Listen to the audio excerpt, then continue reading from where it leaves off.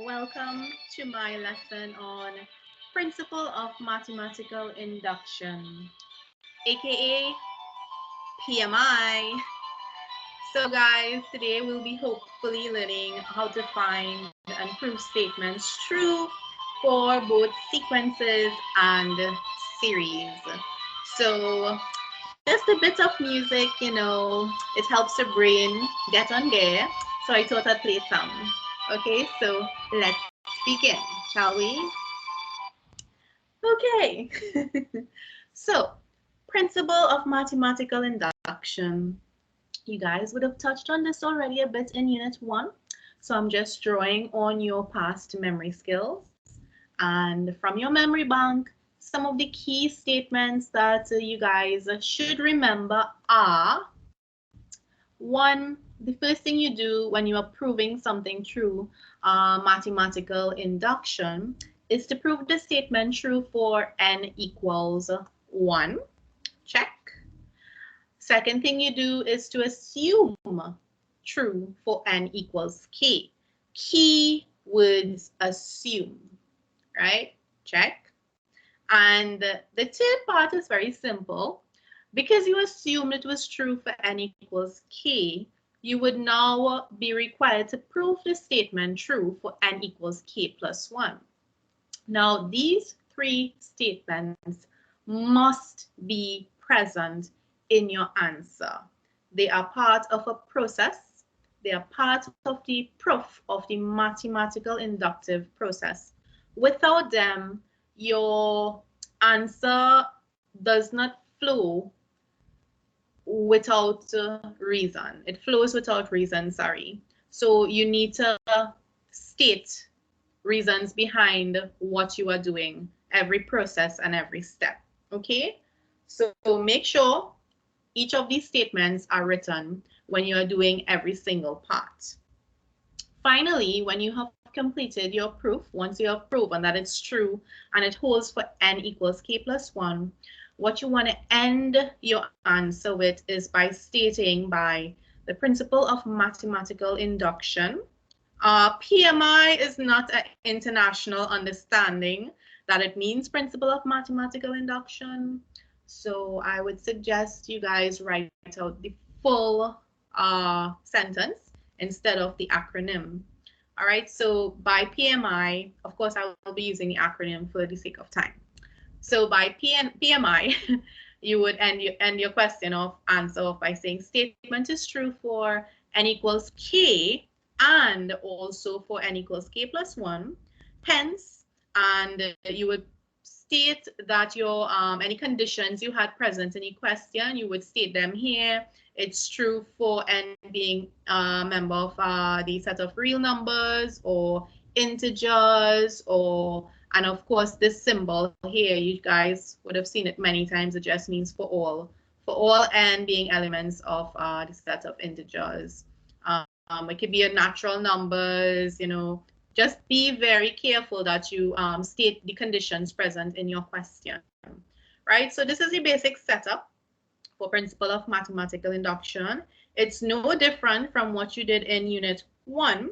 The only difference is that we'll be applying these very statements to sequences and series. The sequences tends to be a bit more challenging than the series, as you'll see. So let's begin. And as I write a question, you guys will hear your music and you can go ahead and let your brain just, rest and relax until you're ready to soak in the answers. Okay, so here goes as I write a question on the board.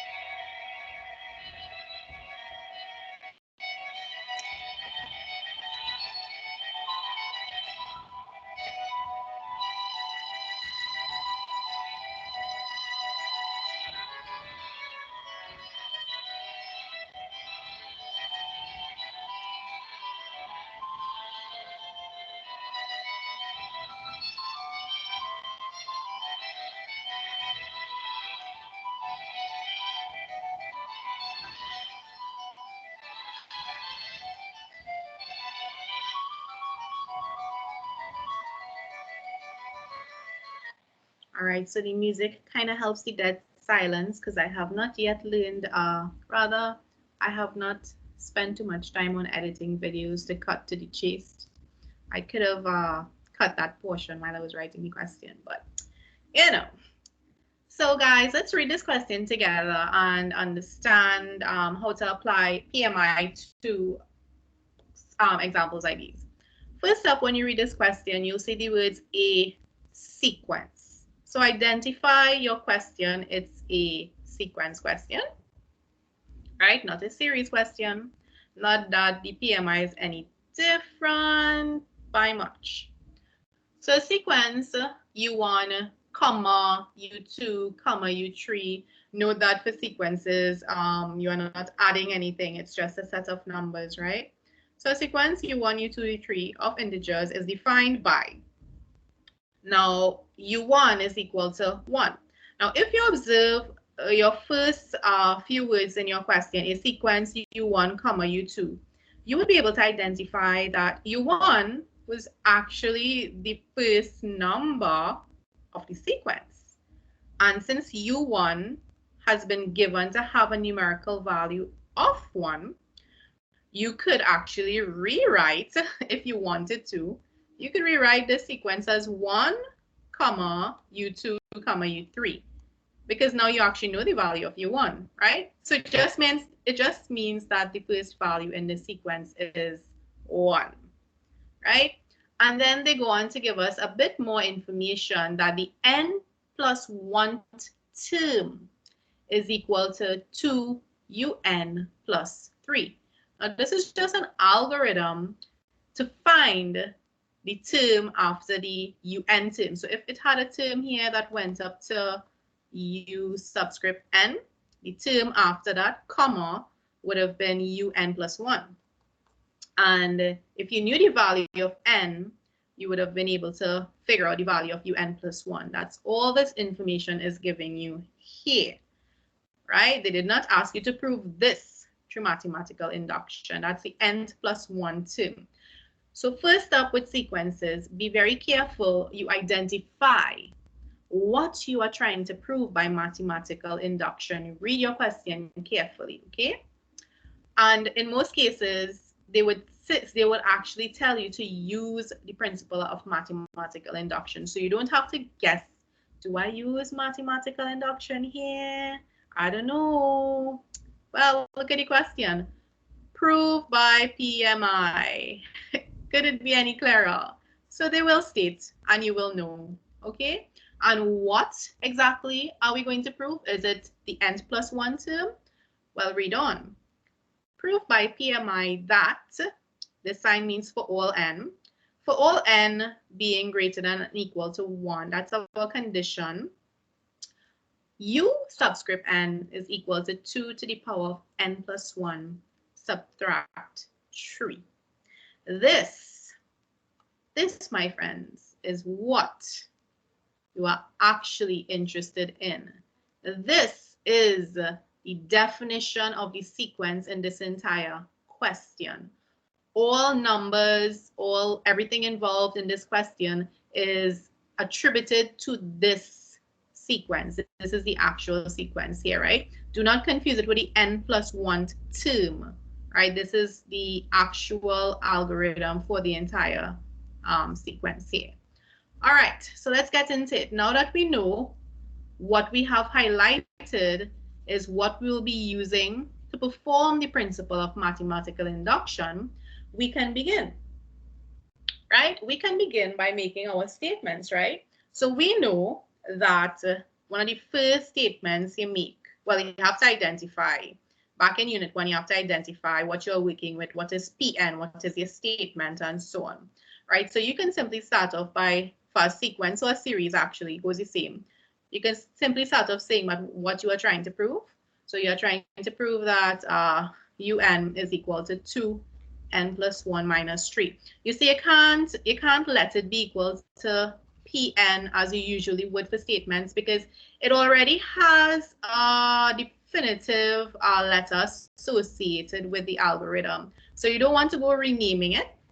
So instead, you just simply state it as it is. right? So you are required to prove that this is equal to 2n plus 1 minus 3.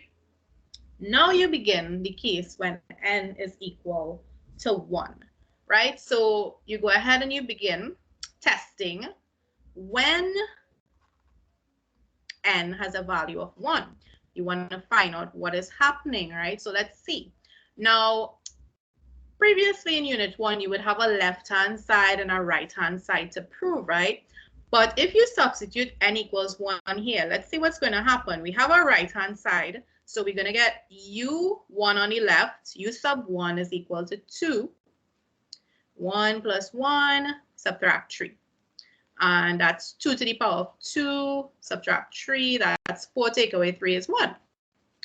So what does it fiddle down to? Well, you end up getting u sub 1 just has a value of 1. Can you say that the left-hand side is now equal to the right-hand side? Well, not exactly yet. However, if you go back to the original question, you would notice that they said u1 has a value of 1. And that is the purpose of them giving us this information in the question, right? So that when you use principle of mathematical induction, you find what value you get when n is 1, then you compare it with what was given in the question. And then you can say, therefore, it is true.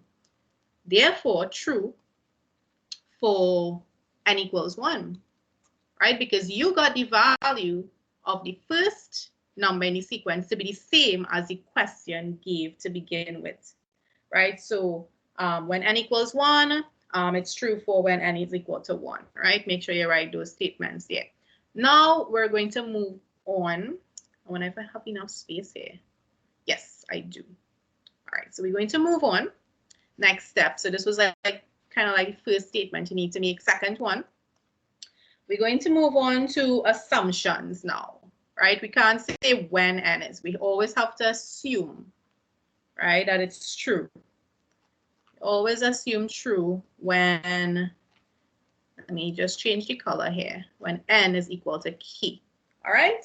And if you assume that this statement is true for when n is equal to k, you have to identify where to substitute that n being equal to k, right? So what are you proving? You are trying to prove what's in this box is true. So if you assume n equals k is true, then you will make that substitution into this box. So when n is equal to k, you will simply have u sub k is equal to 2, k plus 1 minus 3. And that's your assumption. The assumption is the easiest thing to write. All right. Thirdly, now is the hard ball. All right. You are going to have to be able to prove that if it's true when n is k, you are going to be required to prove that it must be true for, let me change the color here, n is equal to k plus 1. Okay, and what do you mean true when n is equal to k plus 1? Well, once again, what are you trying to prove? Oh boy, I probably wanted to move. All right. When n is equal to k plus 1, you have to use what's in the box. That's what you're trying to prove, right? So we are trying to find if we can work out u to the k plus 1 being equal to 2. When n is k plus 1 up here, you get k plus 1 minus 3, which just simply results in 2 to the k plus 2 minus 3. All right, let me just rewrite that for a reason so that there's no gap in between. 2 to the k plus 2 minus 3. Okay. So yes, we are using principle of mathematical induction to prove it's true for n is 1, k and k plus 1. But within that proof, we have arrived at a situation where we have yet another proof to take place, right? So we're going to be doing a mini proof within the question, all right? So for this aspect of it, we now are going to start our proof. So proof goes like this. Now this takes the cake. This is your essence of your question. This is where students get lost because they don't know where to go, where to start, what are you doing, where do we go from here? I am just completely lost. I give up. Well, to begin with, this is what you're trying to prove, right? You want to prove that u sub k plus 1 is equal to 2k plus 2 minus 3. Now, if you're trying to prove this, the problem is that you can't exactly use that in particular. Remember, if you're doing a proof, you can't use both sides, right? So now is where you have to source from your question. What else can I use? What else is there? Well, that's where finally this part will come into play. All right, we have u sub, let me just write that down. Let me see if I can get it right here. We know from information given that u, the n plus 1 term, is given by 2 u sub n plus 3. All right, that's what the question gave us. Notice how to begin this proof, we never started with the k plus 1 because we're trying to prove that's true. So we're trying to work our way towards that, okay? So working our way towards that means that we actually cannot use what is in this blue box, right? But remember, from unit 1, what do you actually use besides additional information in the question? Well, you usually tend to use your assumption. Your assumption also has to fit into here somehow. All right? Now, we know the question gave this, right? So before we begin to think about using the assumption, let's go ahead with what the question gave us here. Now, we're trying to prove k plus 1. So how about we let n equals k. Why am I letting n equals k? Because I could kind of see if I let n equals k here, I'll get that k plus 1 I'm looking for on my left-hand side.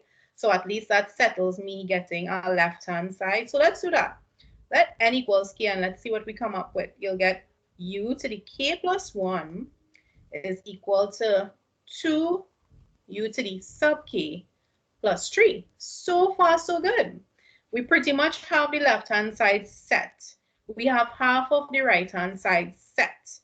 We have the 2, but the only difference is that we don't have the k plus 2 as a power, and we have this u sub k. So we need to find a way to get rid of this u sub k. This is where the assumption comes into play. It's during the proof of the k plus 1 part that you would actually use that substitution. Your assumption always has to be substituted somewhere. Did I spell that correct? Substituted. Yeah, one T. Your assumption always has to be substituted somewhere in your question, always. But you never begin your question with your assumption or with your k plus 1 value. You have to try to find a way to work around it when you're doing sequences, right? Look for what else the question has given you. And now that we actually can see that the part with UK has a value that does not involve any UKs and stuff, we can substitute, right? We can substitute UK being equal to 2 to the power of k plus 1 minus 3, and we are bringing back down this plus 3 over here. And from here, I'll say we have officially finished, but some students tend to get issues with their exponential working. Let me change my color here. Let's break this down. We can see we need our answer in terms of powers of 2. So let's leave these in terms of 2. Let's try to break down what's in bracket here. We have 2 to the k dot 2 to the 1 minus 3 plus 3. Let's expand brackets here. Expanding brackets, you will get 2 to the, you are multiplying with the same bases, so you can add the powers. That's k plus 1 plus 1 is 2. That's k plus 2. Now you're going to multiply 2 by 3. That's minus 6. And then finally, you bring down your plus 3. All right, so there you have it. There is your answer as to you have successfully proven that u to the k plus 1 is true.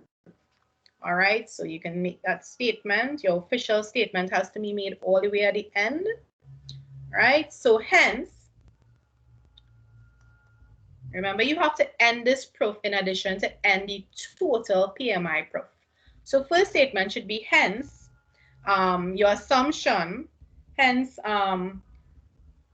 true when n was equal to k, and also true, we found it to be true when n is equal to k plus 1. We just proved that, right? This statement closes off this proof, just this portion of the answer, right? Now, your next statement has to close off your proof for your PMI, your full answer.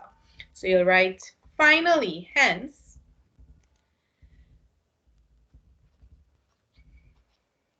my PMI, and your question was u to the n equals 2 to the n plus 1 plus 3 minus 3 it was, sorry.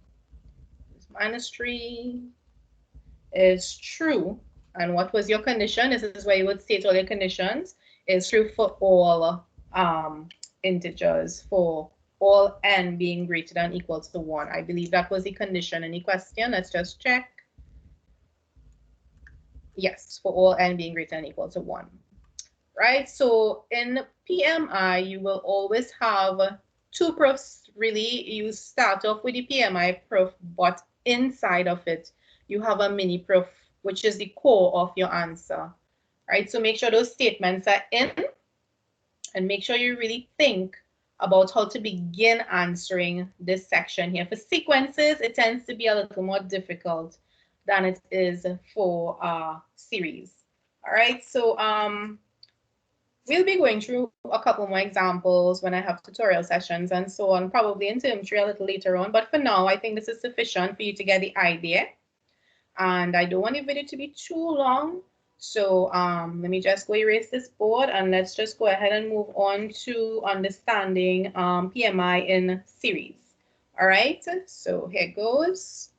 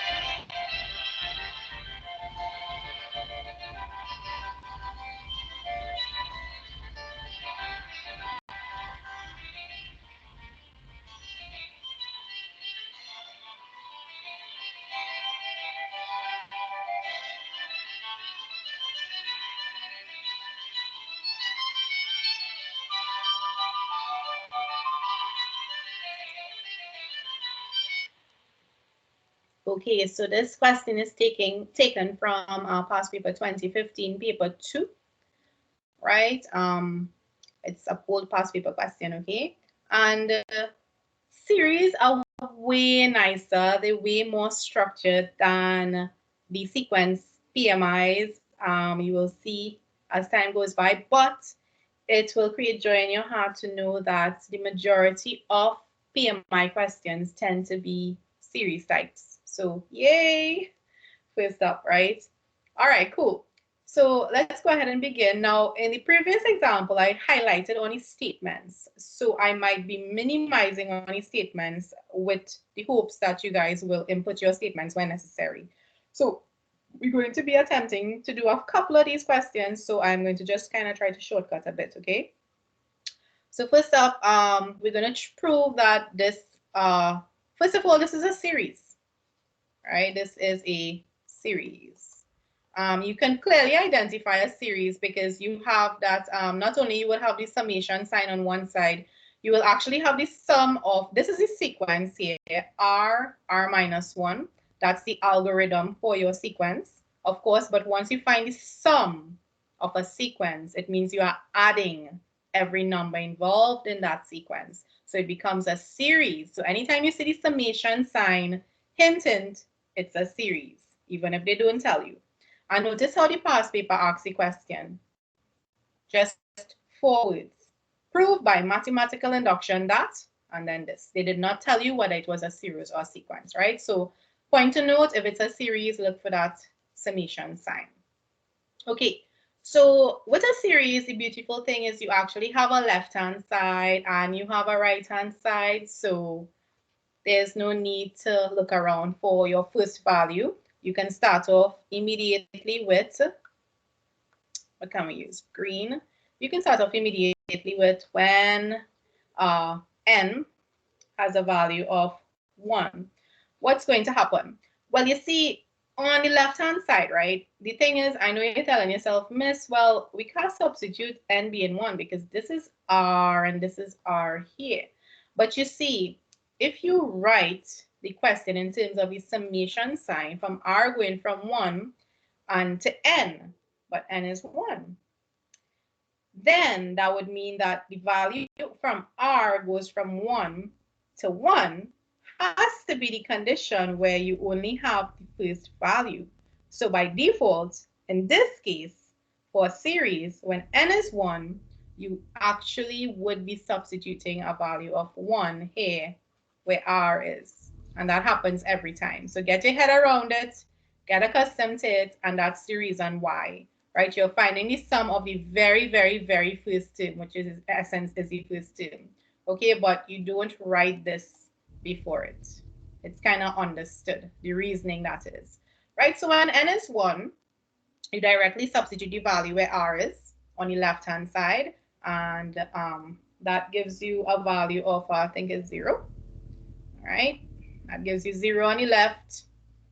So the left-hand side gives you a value of 0. What about the right-hand side? Let's check. Right-hand side, we actually really have n's for the right-hand side, which is great. And that's usually how the questions are laid out. One side has r's and one side has n's. All right, so let's see. 1 squared is 1. 1 take away 1 is 0. So this whole thing just goes to 0. Okay, so cool. Therefore, true for n equals 1. All right.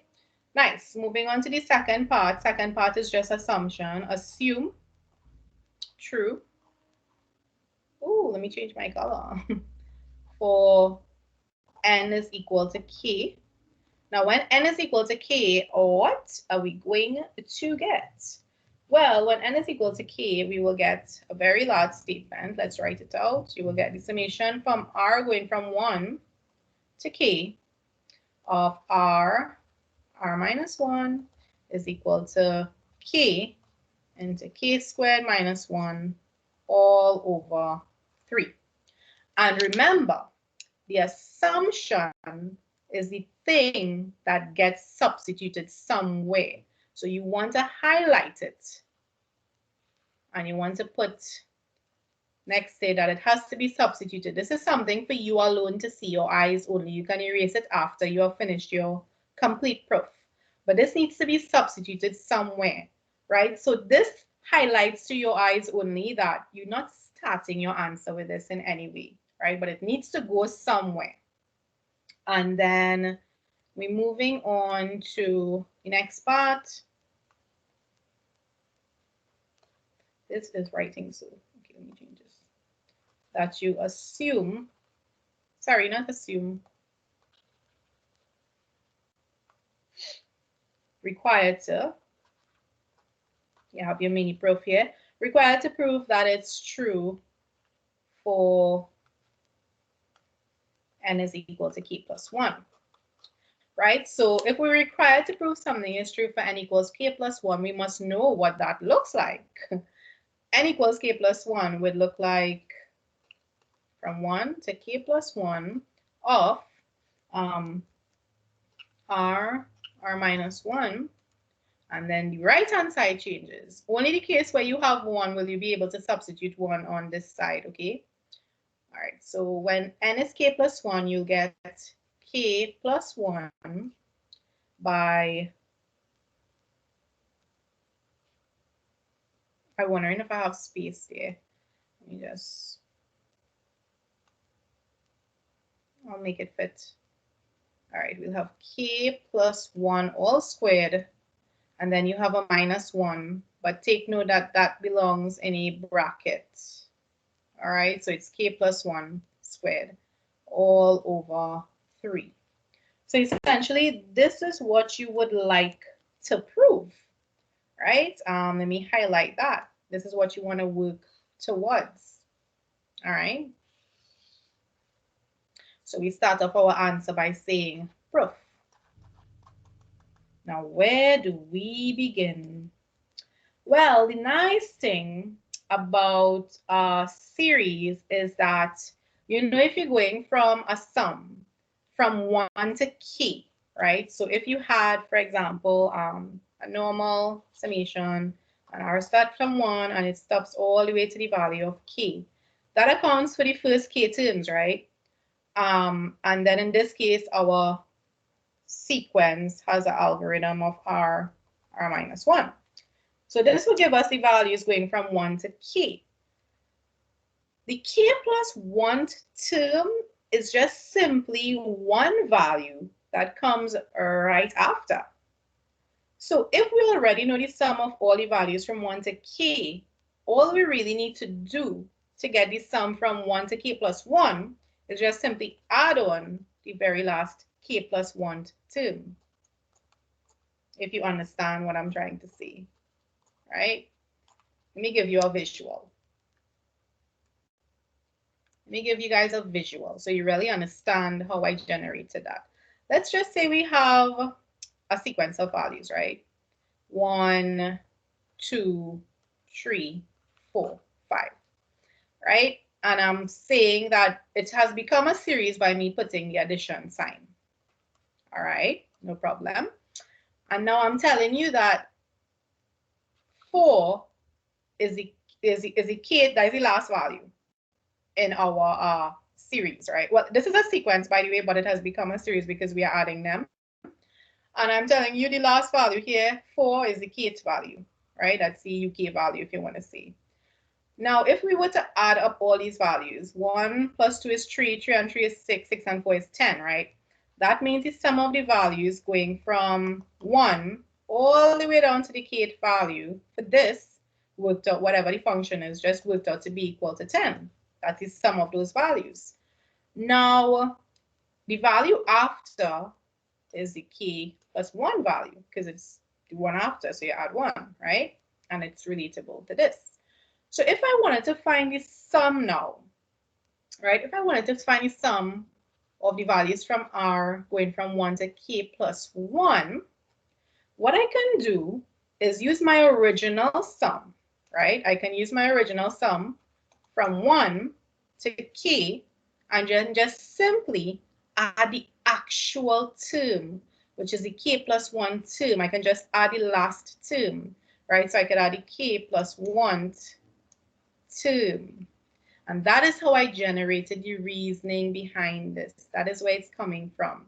So hey, if you want to know the sum of the values going from 1 to k plus 1, you can break it up into the values from 1 to k, right? And then you can just add the last 2. So that is how you begin pretty much the proof for n being equal to k plus 1 in all of the PMIs for sequences. Generally, it's the same layout and it's so simple. Let me show you guys. Let me erase this, play some music and erase this quickly.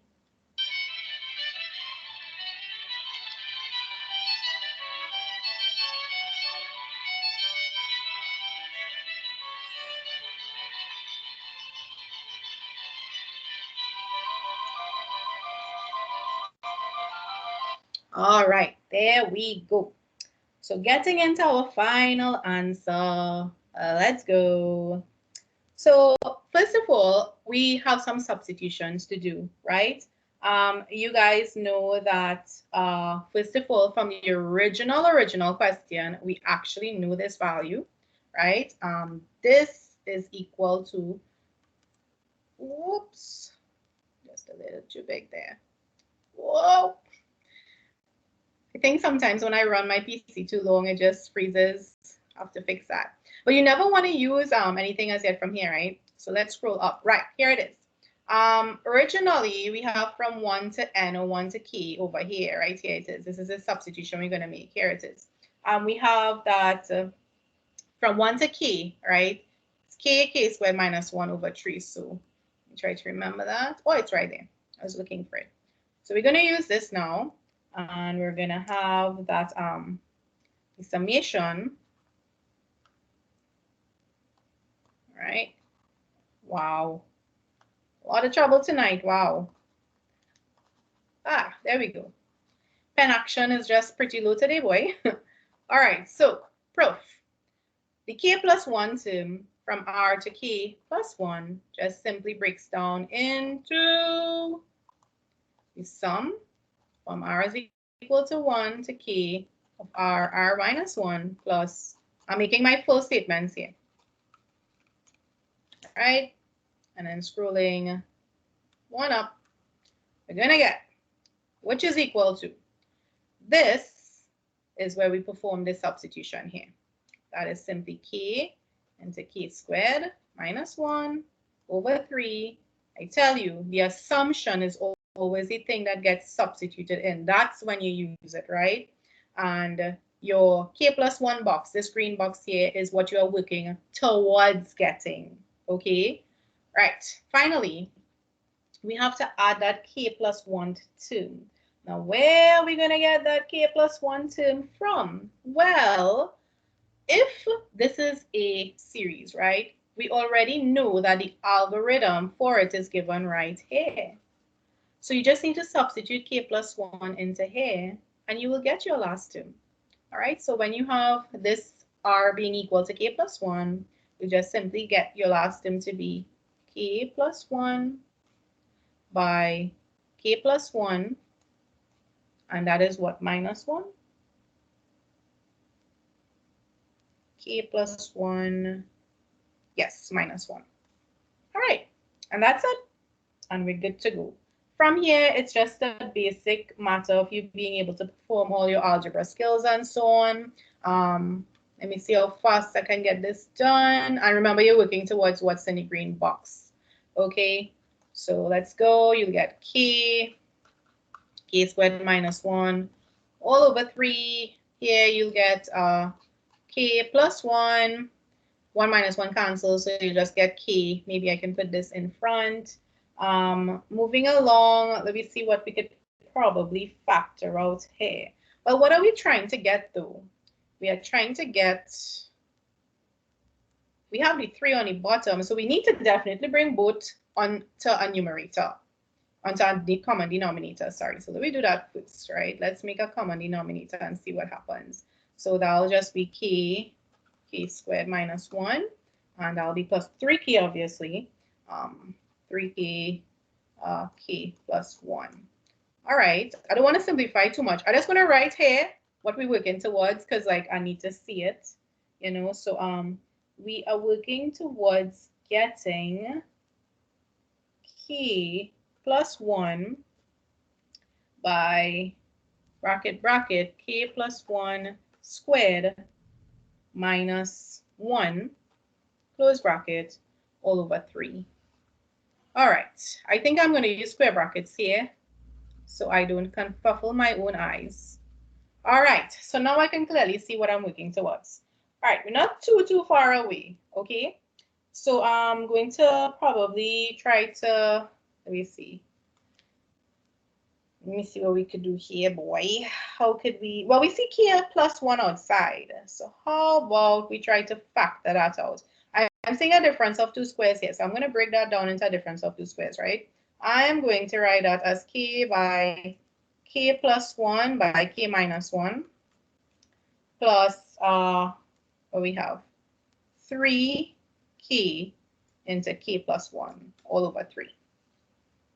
And this is the issue that happens. Sometimes you just don't know what steps to take to get where you're going, but you have to just try. You just have to try stuff, okay? I'm trying right now.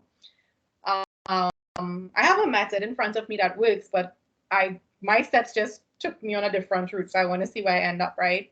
So over here, what I'm going to do is I'm going to try to factor out from both sides this. So I'm going to pull out that k plus 1, okay? Because I see they have k plus 1 outside. And then left in brackets, I would have k by k minus 1. That's from the first part, then a plus sign, and then we're going to get 3k. All right, all over 3. So I see a k plus 1 squared though. I'm wondering, all right, let's still try, see what happens. Okay, so in this square brackets, let's try to see if we could sort out that square brackets here. We have k plus 1, that square brackets turns out, let's just expand it. We get k squared minus k plus 3k, okay, all over 3, which is equal to k plus 1 by k squared minus 2k, no, plus 2k, all right, over 3. Okay, so we're on track, So pretty much we have gotten our answer, kind of like what's happening here is they have converted that what's in the box is really a different, not difference of two squares, completing the square method. So this essentially could just be rewritten as square brackets here. K plus 1 all squared, and then you would have to subtract 1 because remember that constant is missing there. So if you were to factor out, if you were to factorize this as a perfect square, right, you would have to notice that the coefficient of the constant, sorry, is missing. So you want to just subtract that to account. And then a cheat, of course, would be, you already know where you're working towards. So once you reach around here and you're not seeing anywhere in sight how to get from here to here, just make your last statement this, right? But I am going to show you how they actually are both equal. All right, let me just show you guys something. If I were to pull what's in brackets here apart, k plus 1 squared minus 1, guys, that is just equal to k squared plus 2k plus 1. Right? And what you have in brackets is k squared plus 2k. So you kind of have to get rid of the minus 1, which is why we subtracted minus 1 over here. That's the reasoning behind it, right? Just so you know. Pretty hard to see. Pretty hard to see. All right? But generally, they are not that terrible. So guys, this is how to work a series question when it comes to PMI. Of course, we have our statements to make. Don't forget. So therefore, let me just quickly end this. Hence, this was true for both n equals k and n equals k plus 1. So that is the proof for this little mini proof. And then hence, finally, a last statement by PMI. Okay, the statement is true. Whatever your conditions were given. I don't think they give us any conditions in this question. So just say it's true for all numbers or whatever. All right, true for all numbers, or all integers rather. All right, so not too shabby, but we'll be doing a next one, of course. All right, so let's clear this here. All right, hopefully it gets easier by the second one. Okie dokes. Let me see if I can find a more difficult one than that. Yeah, this fraction one was looking kind of nitty-gritty here, but let's do it. Let's do it, man. All right, we're going to do one involving fractions, right? So let me write this question.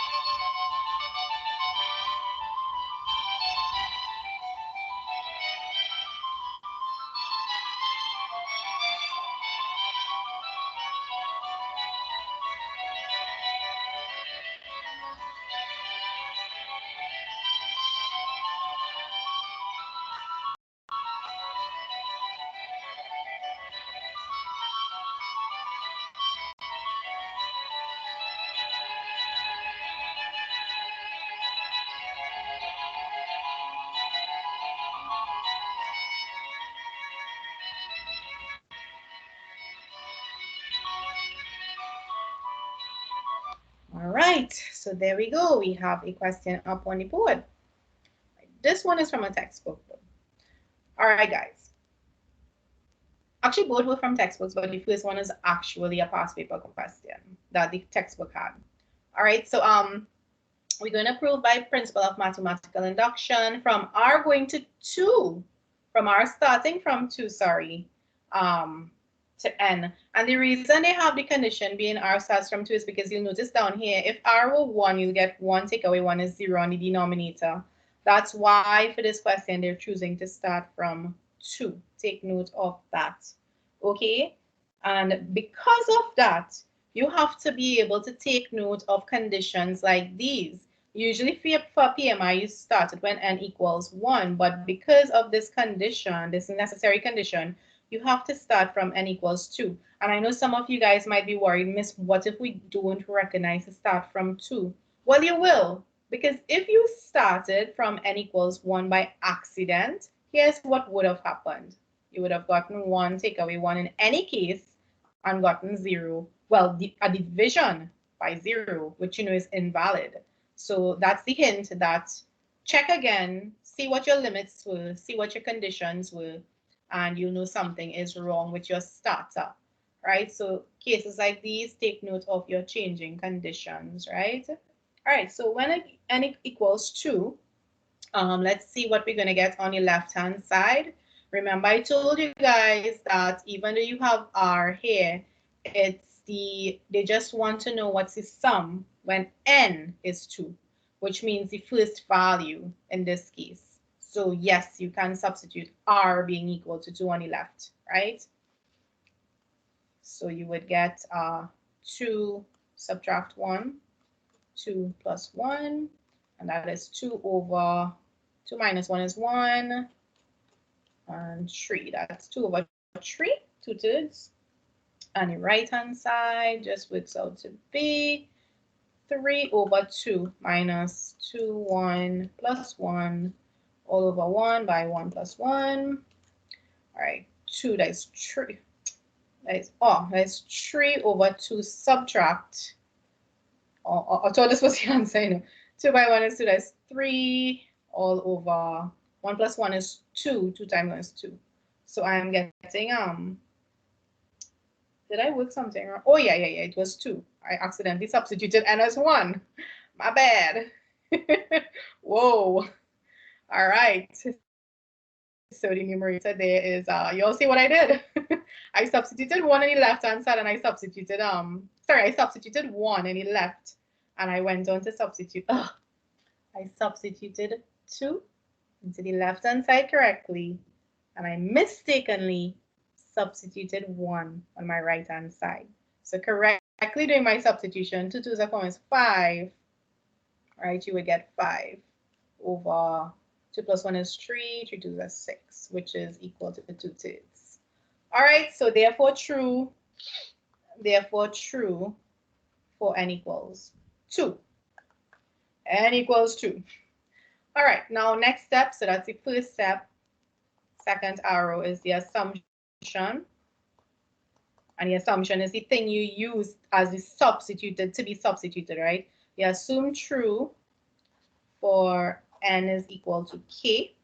And what will we be substituting somewhere? Well, we'll be substituting n going from 2 to k. Oops. How about that equal sign? Of 2 on k minus 1, k plus 1 is equal to 3 on 2 minus 2k plus 1 all over k into k plus 1. All right, so once again, I would highlight this and take note that, hey, this is the thingamajig to be substituted somewhere. This has to be substituted, right? All right, so moving on. Finally comes our proof part, where assume true for n equals k. Well, then we are required to prove true. Wow, that looks like Thursday. Ain't it true? I wish it was Thursday. Today is Monday. Assume true for n is equal to k plus 1. What happens when n is k plus 1? Let's see what we're required to prove. We want to prove from n going from 2 to k plus 1 of 2 on, let me see. And that's k plus 1. Whew, that will be k plus 1 minus 1. So that will be k, I believe. Oh, whoops. The original question is, I made a boo-boo. Oh, yes, I see my boo-boos. I accidentally substituted k's where I was not supposed to. Do not make that mistake, okay? You can't do that. You can only do that for the initial value. Over here, this has to remain as r minus 1. My bad, my bad, my bad. If it happens to me, it can happen to you. All right. And this similarly is supposed to remain as r minus 1, r plus 1. Okay, because it's not n. All right. On the right-hand side, this is where will be affected. You shall it get 3 on 2 minus 2. It will be k plus 1 all over, what will that be? K plus 1 by k plus 1 plus 1. All right, you can check my maths on that. I think that's good. And of course, you can simplify this. All right, we shall. Let's just simplify it and see. That will be n equals 2, k plus 1, 2 over r minus 1 by r plus 1 equals 3 over 2 minus 2 into k plus 1 plus 1. I'll leave the numerator as is, but I'll simplify the denominator into k plus 2. Because you see, I don't exactly know what form my answer is going to look like in my proof. So I'm going to just leave the window open. So if I see any of these situations happening, I know I have proven what I want. So this is where I want to go. So I start my proof from my left-hand side. All right. So starting from my left-hand side, remember the general layout. If we go back to this, for all of your, oh, I erased it, my bad. For all of your series questions, all right, when you're proving the sum from n going from whatever to k plus 1, all right, it will always break down into the sum from whatever the value starts with to k plus the n plus 1 term. All right, so the sum of 2 on r minus 1, r plus 1, plus the k plus 1 term. All right, so I told you guys series was always going to be easier. It's the proof is a standard layout. You don't have to think, whereas in sequences, you have to like do some serious alterations with your right-hand side to play out into that proof. Okay, this one is just pretty straightforward. This part always comes from the thing to be substituted, right? So this part in blue just simply will go across. Let me see if I can move it. Funny how when I try to move stuff, that's when it won't move. But I'm supposed to be able to take that box and move it down. All right, so let me just minimize my screen so that I could get see it. So from n going from 2 to k, that worked out to be equal to 3 on 2. All right, 3 on 2 minus 2k plus 1 all over k into, what was it? K plus 1. All right, k plus 1 plus, where does this k plus 1 term come from? Sorry. It comes by simply substituting the value into this sequence here. With the summation sign, it's called a series in front, right? But you have to remember that this in itself, 2 over r minus 1, r plus 1, is a sequence in of itself. So if you substitute k plus 1 into it, it's going to give the k plus 1 term, the actual individual term. All right, so we're going to put this into here. And we're going to get that the k plus 1 term is just simply equal to k plus 1 and minus 1. And r is k plus 1 plus 1. Okay? So if you're wondering where it goes, you have to substitute that into this. R minus 1, R plus 1. Okay, so k plus 1 goes here and here. All right, that's how we generate this. All right, I don't think you should have to memorize it. It kind of flows. Just do a couple questions on your own. All right, guys, and pretty much all of this just has to simplify to be equal to this. However you choose to figure out the answer, it looks like a lot of work, but at least we know the 3 and 2 stands alone. We would have to definitely try to find a way to merge these into one. Maybe it might not be too bad. Let me see. We have 2k plus 1 all over k into k plus 1. And this side is 2 over 1 take away 1 is 0. So the denominator here is just k into k plus 2. All right, not too bad, not too bad. So let's find the common LCM denominator, I mean here. All right, how about we pull out, well, I see they don't have k present, so let's leave it on the bottom. Maybe it will cancel on the top somehow, I don't know. We'll see. K plus 1 by k plus 2, all right? So then on the numerator here, we'll have this into this gives us k plus 2 by whatever already was on top, plus this into this gives us k plus 1 by 2. All right, and let's continue doing some algebra. Let me enlarge this so those of you who are using your phone can see a little more clearer. So I'm trying my best to use my algebra skills here. Let's leave the denominator as is.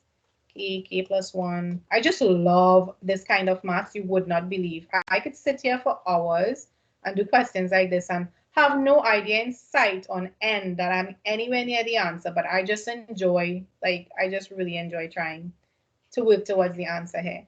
So like I said, I have my textbook here that has the answer, but I want to see where I'm going with this. So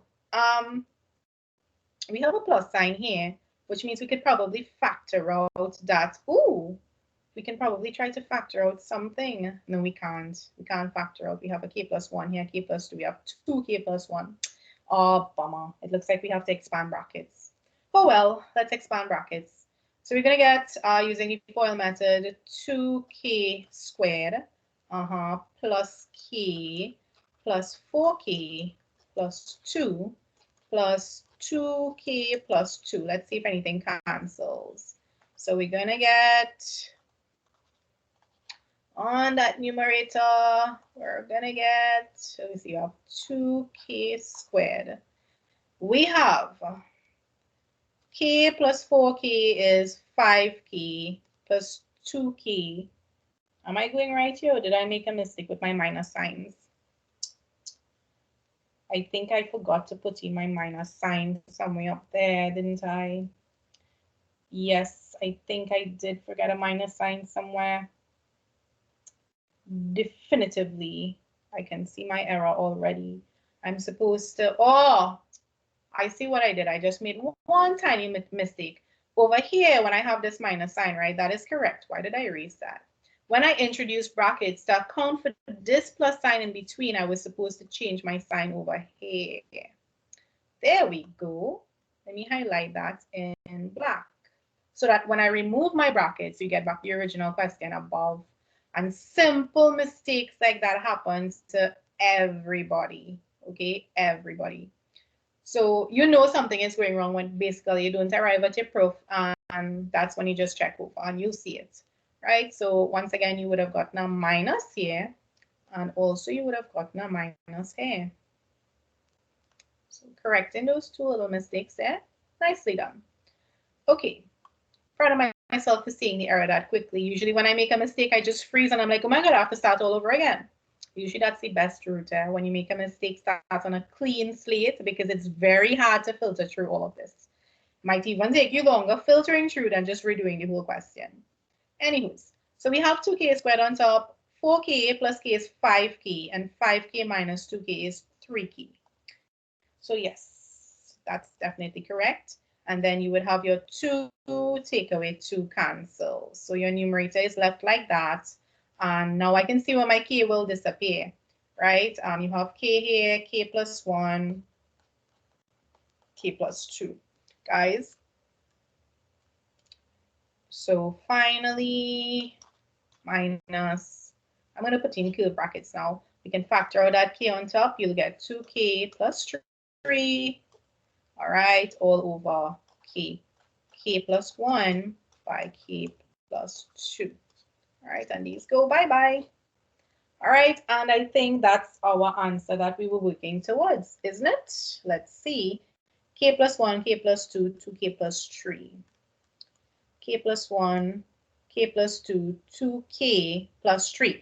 So you see the numerator, they have 2k plus 2 plus 1.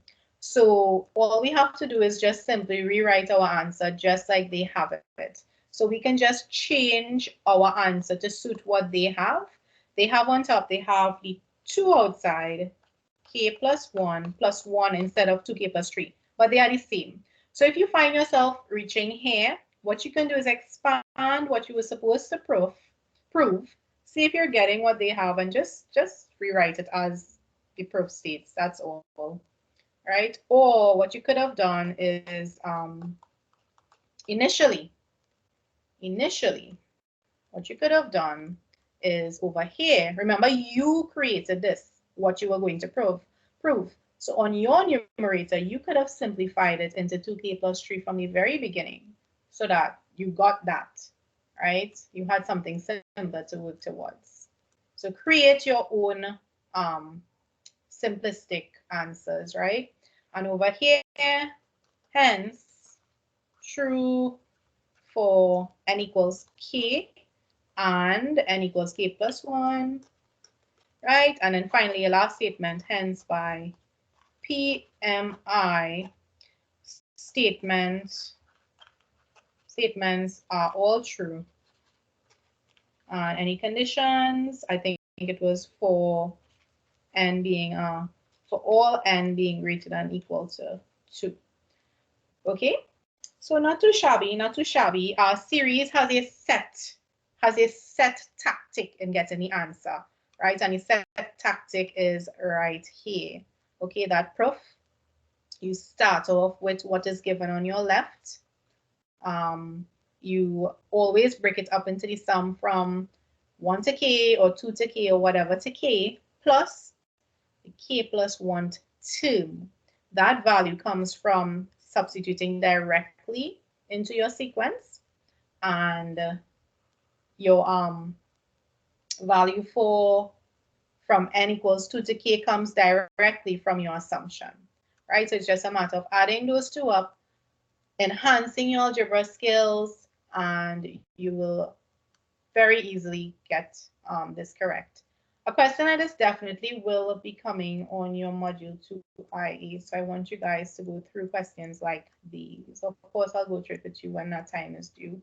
Okay, guys, so I didn't want this session to pan over into an extended period of time. I'm trying my best to keep them to 1 hour. So this is the end of this session. Next session, we'll be starting on the binomial theorem.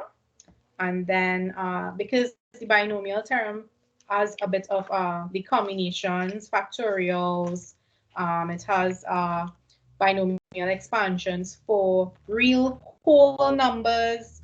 You also have the binomial expansion when you're dealing with powers that are fraction forms, and you have the binomial expansion when you're dealing with partial fractions. That session might be split into 2 or just a very long video. I'll see when that time comes, right? But the next session will be on binomials. So good to be with you guys, and take care. Bye-bye.